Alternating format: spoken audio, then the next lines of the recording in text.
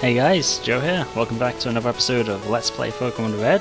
In the last episode, we took out the entirety of the SSN and ruined a perfectly good party. And we also got the first hidden move of the game, the hidden move to do this. Yep, and now we can access the gym. This time we'll be taking on the Vermilion City Pokemon Gym. Yo, champion making, Lieutenant Surge has a nickname. People refer to him as the Lightning American. He's an expert on electric Pokemon. Birds and water Pokemon are at risk. Beware of paralysis too. Lieutenant Surge is very cautious. You have to break a code to get to him. And yep, Pokemon Gym. Little Lieutenant Surge. Winning trainers, Barry, of course. We're never gonna get ahead of him, are we? Anyway, yep, we've got ourselves a puzzle to get into in here, and I'll explain it as we take on the trainers. Before that though, I am going to send... I'm going to put Gloom in up front, because that's what I mean by putting him up front. We're going to put Gloom first and give it a try, as we take on the trainers in here while I explain what's going on. So, unlike the last two gyms, this gym actually has a relative puzzle to it. The last two gyms had ways you could avoid trainers and things, but this one actually has a straight up puzzle. To get through this gym, you're gonna have to go through a kind of guessing game puzzle sort of thing, or trial and error, you can also say. There are about, I'd say, 16 trash cans in the playing field that are inside the gym, and 2 of them contain switches. Lieutenant Surge is guarded by 2 electronic gates, and you have to press both switches in order to unlock the gates. Once you find one switch, the second switch is right next to it. However, if you select the wrong trash can, then the switch is reset and the locations are completely mixed around again, and you have to find the first switch all over again. So it's a pretty complex puzzle that that's really interesting. I really like that the puzzles to get to the gym leaders are actually becoming more interesting. And you also have to be aware of the trainers while you do it, because I mean they're all really close to the trash can as well. So if it wasn't much easier that if it wasn't already hard enough that you had to try and find 2 trash cans that are close enough to each other and get them both on the trot, you also have to be aware of all the gym leaders, which I think are the gym trainers, which I think is a nice little touch. I really like that they actually really like that. Personally, I'm going to be battling these guys anyway just to gain a bit more experience, because I'll take all the experience I can get at this point. It's all going to be really helpful going forward. So, Gloom is nearly up to par with the rest of the team. Everyone else on the team is around level 26. Gloom is the only one that is not level 26 at the moment, so we're going to be taking this time to try and get Gloom those last few the last level it needs to become on par with the rest of the team, and hopefully we're going to be able to get that before we fight Lieutenant Surge, just so we have the best chance. So, yeah, oh, hello, sorry, accidentally tapped out for a minute there. As I said before, Lieutenant Surge is an expert on electric type Pokemon, so if you start off with Squirtle, you're going to have a bit of a bad time going into this one. You can pop by to Diglett's cave, which we haven't been to yet, but we'll go to after this. So grab yourself a Diglett. If you're playing in Pokemon Blue version, you can also grab yourself a Sandshrew, which is a ground type Pokemon, and you can teach it Dig, or you can pretty much teach any Pokemon Dig, and you'll have a much better time against the gym. Other Pokemon that can work quite well are actually Grass type Pokemon, because Grass types resist the Electric type. So if you have a Grass Pokemon like Gloom, Bellsprout, Ivysaur, they can all resist the Electric Gym's, or most of the Electric Gym's attacks. So bringing in a Grass type is also an advantage. But your best bet is to probably bring in a Ground type, because that is the type that is strong against Electric. Just as we finish up this gym trainer here, or at least this Magnemite, I don't know if he has any more, he does have one more, and it's a Voltorb. Absorb is such a weak move. Like, I'm really excited to hopefully be getting some better moves soon. I know for a fact that we will gain access to a much better Grass move fairly soon, but it is bothering me that we have to deal with such a weak Grass move for now. But we will get access to a much better one coming up. But yeah, I mean, this gym is nice. I know for a fact that it's probably a speedrunner's worst nightmare, because this is all related, because this entire gym is based on guessing and luck. And if you have neither of those things, then you're probably not going to have too much fun in here, especially if you're trying to speedrun this game to try and get the fastest time possible. Even without Absorb, I think Gloom is still a pretty good Pokemon with Cut, so we'll give it out. We'll give it a go and see how much damage it does. I mean, I know for a fact that Cut is already more powerful than Absorb in base power. Like, Absorb is a pretty weak move in base power, but the advantages to it is that it's used by a Grass-type Pokemon, which is Gloom, which will make it the same type attack bonus. And additionally, it also gives you health in return, which makes it a good move. But as you saw there, Cut did more than enough for us to be. Cut did more than enough for me to be comfortable going in here. But anyway, with all the trainers done, I'm going to heal up and I'll be right back. Okay, we are back, and now is the time to try and figure out this puzzle. So overall, there are a grand total of 15 trash cans. You got to try and get the ones that have a switch in it. It'll always say, nope, there's only trash in here if there is no switch. So you have to keep searching all of them until you find one that does not say that.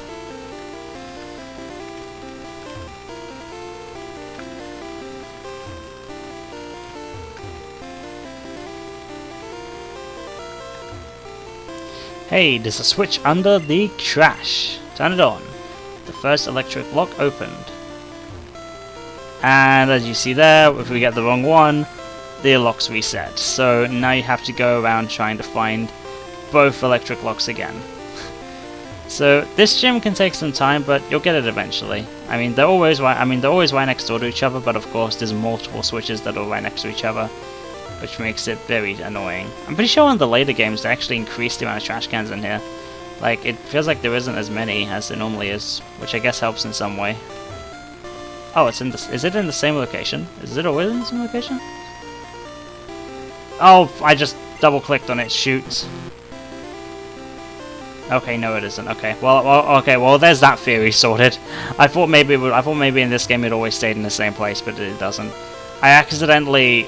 I don't know why, but the movement in this game is weird. Like, even after I try to turn my character, he never turns, and we end up just pressing A on the same trash can again.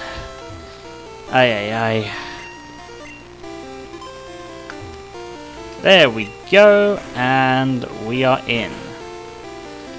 So, going into this fight, you can save your game if you wish. I think we'll be alright.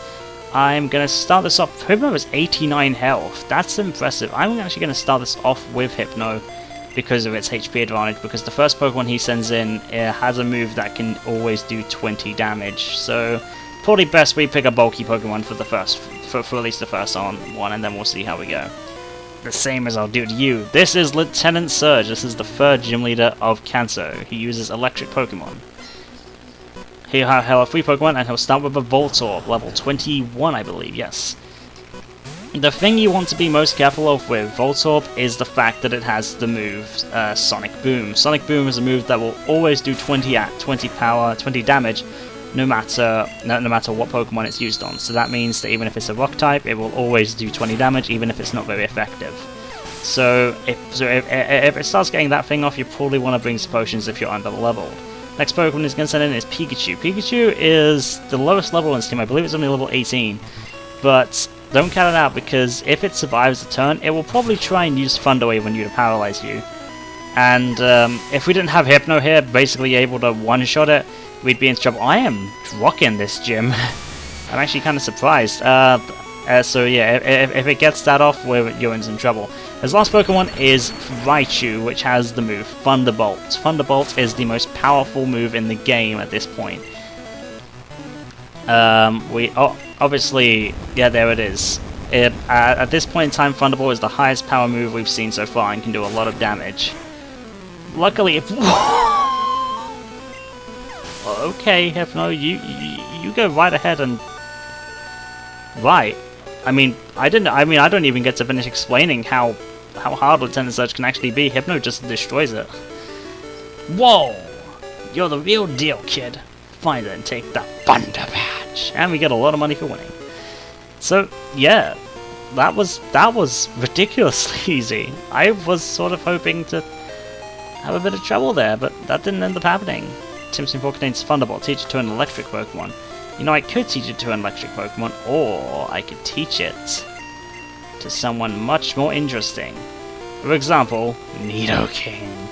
Nidoking is someone who is able to be added, who is able to learn a lot of different moves, one of them being Thunderbolt. And I'm gonna give it a Horn Attack, because we have Body Slam as a normal type attack, and I kind of want to keep Poison Sting just in case we need it for grass types. So there were no, here's a spoiler, I'm not getting any electric type Pokemon on my team, so Jolteon is not happening.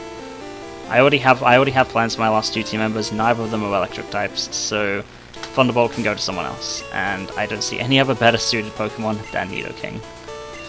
So yeah, in short, beware of Voltorb's Sonicboom, take it out before it does a lot of damage, bring some potions just in case, bring some Paralyzed Heals for Pikachu's Thunder Wave, and then also bring, well, some more potions for the potential, for the potentially really damaging Raichu with its Thunderbolt ability.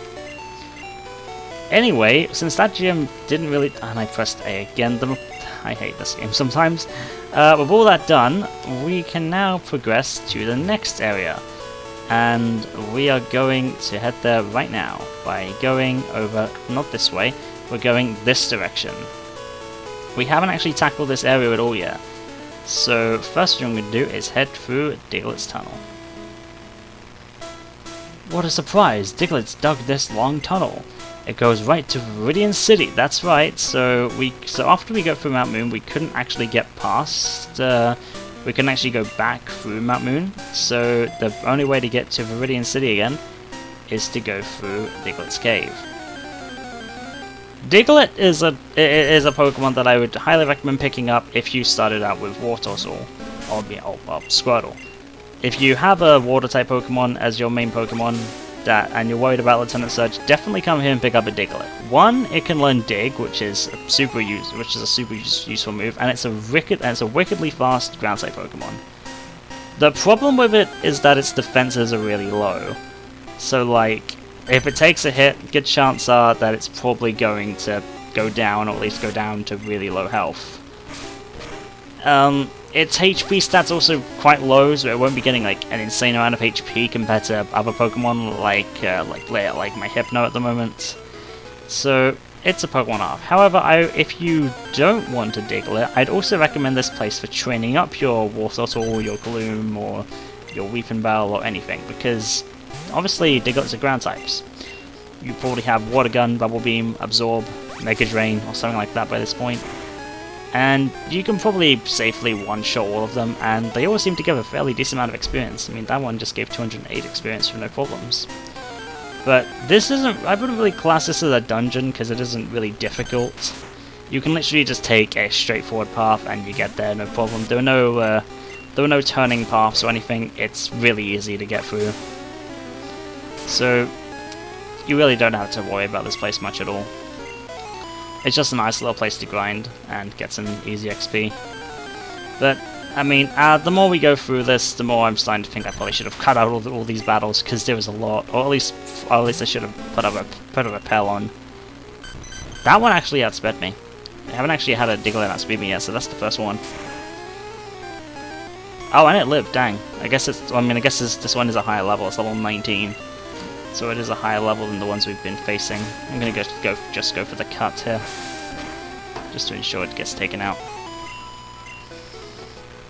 Alright, but I believe we should be nearing the end of this tunnel here, and my cursor is still on screen from when I was showing off the seats in the last video. Sorry about that. If you remember in the last video, I was discussing how the seats in the captain's room look like toads, or look like mushrooms. Sorry. When I think of toads, I think of the toads from... Oh, I used dig, crap. I think of the toads from Mario. That's what I mean when I say toad. But mushroom is probably the much more convenient word to use for that situation. Surprised I haven't leveled up at all, actually. Okay, what is with the encounters? I mean, sure, I expected a few, but this many? Like, we're just getting encounter after encounter, which is good for Gloom. I mean, we're getting plenty of training for it. But now it's just kind of getting tedious. Luckily we get all this health back. I mean, look at all the health we just got back from that one absorb. And here's the way out, finally. I went to Rock Tunnel, but it's dark and scary. If a Pokemon's flash could light it up. And he alludes to something that we're going to get to now. First off, if we go in this house, we can talk to this guy. A fainted Pokemon can't fight, but it can still use moves like cuts, somehow. That is never explained. This is the guy we want to talk to. I'm looking for Abra. Want to trade one for my Mr. Mime? This is how you get Mr. Mime, as I was talking about later. It is from an in-game trade. If you caught an Abra back near the Nugget Bridge, you can trade one for Mr. Mime here. And Mr. Mime honestly isn't that bad of a Pokemon. As I've stated before, a traded Pokemon will gain more experience faster than a regular Pokemon will. And I mean, it can be useful. Mr. Mime's pretty good, but it doesn't evolve, so personally I find Hypno more interesting. Hi, remember me? I'm Professor Oak's aide. If you caught 10 kinds of Pokemon, I'm supposed to give you an HM05. So, Joe, have you caught at least 10 kinds of Pokemon? Let's see. Oh, you've caught 9. Oh. 1 second, I'll be right back. Never thought I have one Pokemon. If this doesn't catch it, we're in some trouble. Never thought I'd be doing this. I was hoping I'd have 10 by this point, but apparently I'm 1 short. God dang it. Yep, so for this to happen, so to get the HM05, you need to have caught at least 10. You need to have registered at least 10 Pokemon in your Pokédex, which is a pretty easy requirement. You probably should have gotten this by this point unless you're doing a solo run. Me, on the other hand, I have not because I'm bad at this game. Anyway, let's go get that back. I caught the one Pokemon you needed. Yep, we've been through this before, and you're gonna give me the HM5 for Flash. HM5. Flash is a move that lights even the darkest dungeon. We are going to be needing that because the next dungeon is Rock Tunnel, and as that guy spoke about in the Diglett's Cave, it is a place that is going to be super dark, and we need the HM5 to actually light it up. We get a Moonstone out here, which is exceedingly useful if you didn't pick one up in Mount Moon. So you can actually evolve. Your Clefairy, your Jigglypuff, your Nidorino, or your Nidorina into its evolved form by this point. But more interestingly, something I want to do. Actually, there's a few things I want to do. First thing I want to do is there a tree down lower? Yes, there is. We want to use cut right here. And we want to head back to Viridian City just for a moment.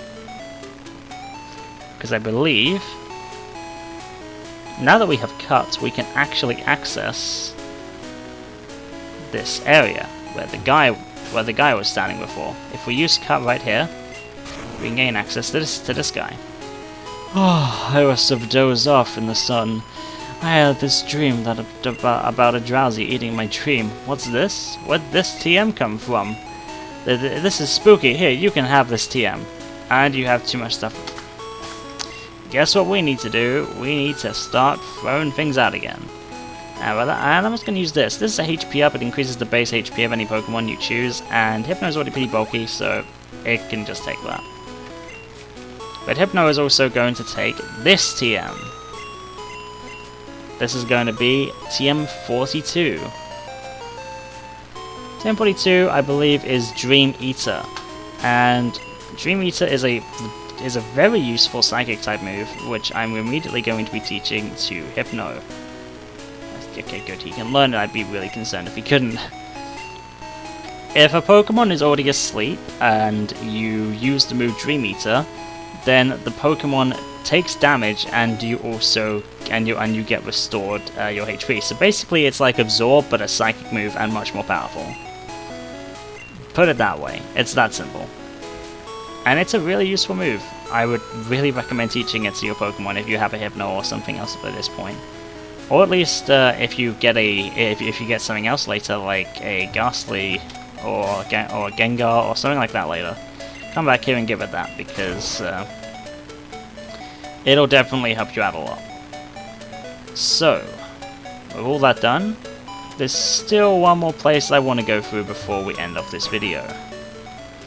And that is getting one particular item back in Pewter City, which we couldn't access before. But it requires me to use Cut all the time, or I go through the Viridian Forest, and I'm not going back through that forest.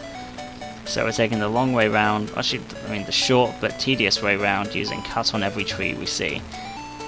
Deforestation is a real problem in the Pokemon universe. That's something I've realized.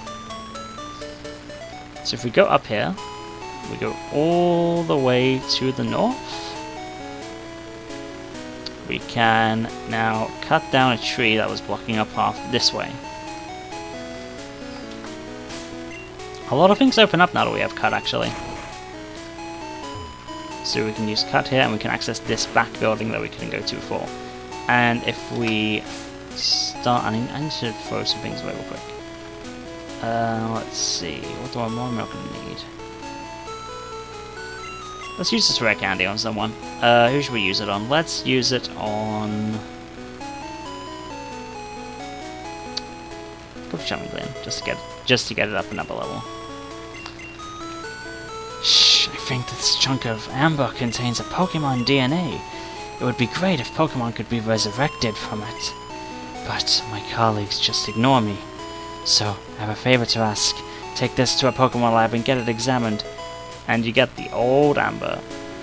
This is an item that will eventually, similar to the fossil we collected, will transform into a Pokemon later down the line.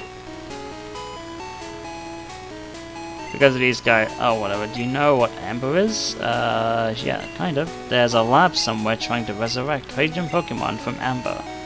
So yeah, this guy is like, hey, you can't sneak in from the back. Well, I just did. The old amber is something that we'll get into later, and something that is going to be quite useful. For now though, since our inventory is very full of things, I'm gonna quickly deposit some more items in my PC, because that is probably the best way I'm gonna be able to do anything, because obviously we've already done this a fair bit, but we're gonna deposit some more items. So let's see. First thing I'm gonna deposit is, can I deposit, like... Oh, you can actually store that. Okay, I didn't think you could store the... I mean, we don't need the SS stick anymore, so we may as well get a... So we may as well not use it anymore. What else can we store? Now that I know I can store key items, this makes things interesting. I don't need the HMO1 anymore, that can go too. I don't need the Moonstone for now. Might need it later, at least for now I don't need it. And I don't really need the Dome Fossil or the Old Amber for now either, so we'll put these in there for later as well. I just need to remember that they're there. So if I actually go to withdraw item, we can actually see all the items that we've been storing. Oh, my rare candies are in there. I could have just stored the rare candy. Whoops. Oh well. I forgot that. I forgot this is where I put them. Oh well, it doesn't matter. Anyway, with all of that done, I've pretty much finished everything I wanted to do in this video. So next time on Pokemon Red version, we're going to be taking on the rest of that route where the Diglett's Cave was. And finally, probably going to make some use out of that bike voucher before advancing into Rock Tunnel now that we have Flash. So as I prepare to make my trek through Diglett's Cave one more time, I'll see you next time.